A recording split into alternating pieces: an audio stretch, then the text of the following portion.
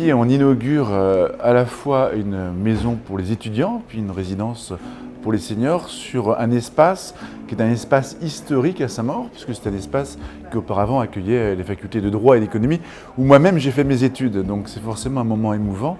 Et c'est surtout un quartier qui a été conçu dans l'esprit de Saint-Maur.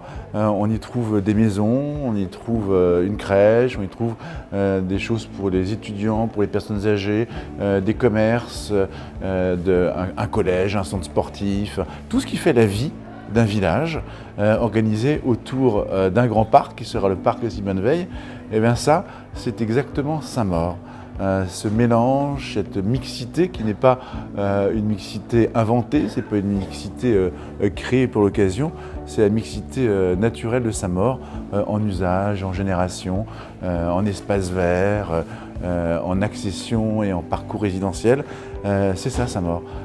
Donc ici, on a su préserver, malgré toutes les pressions qui sont exercées, une qualité urbaine, comme on dit, qui est celle de Saint-Maur, c'est-à-dire celle d'un petit village qu'on a construit ici, et qui est un écoquartier avec toutes les valeurs environnementales qui sont celles de Saint-Maur.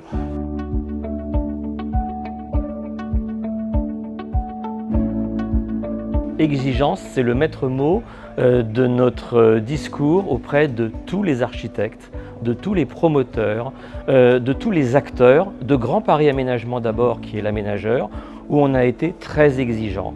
Obligation d'utiliser de la pierre, de la vraie pierre, obligation d'utiliser de l'aluminium, ce qu'on appelle des matériaux nobles, du zinc, de pouvoir allier l'aluminium et le bois, de créer des espaces très larges avec des grandes baies vitrées, d'intégrer dans ces magnifiques bâtiments des espaces de vie. On est aussi très regardant sur la qualité non seulement du bâtiment, mais aussi de l'intérieur du bâtiment. Les espaces communs, les escaliers, mais aussi les pièces à vivre. Il était hors de question de valider des petites cuisines ou des toutes petites chambres. Donc cet ensemble d'exigences qui a été notre leitmotiv. Vous avez vu des grandes terrasses qui permettront aux gens de vivre et de respirer. Donc voilà, l'exigence est le maître mot de notre cheval de bataille. Alors ici, dans l'écoquartier, on va avoir des plantations. Et ce sera la prochaine étape, une fois que les venelles seront mises en place. Il y aura bien sûr le parc qui sera aussi une belle étape, et puis les commerces qui viendront peu à peu venir agrémenter ce nouvel écoquartier. Il y a assez peu de ce qu'on appelle des friches industrielles en Île-de-France qui ont réussi à se transformer dans un écoquartier aussi peu dense à taille humaine à celle d'un village comme celle que nous aimons à Saint-Maur.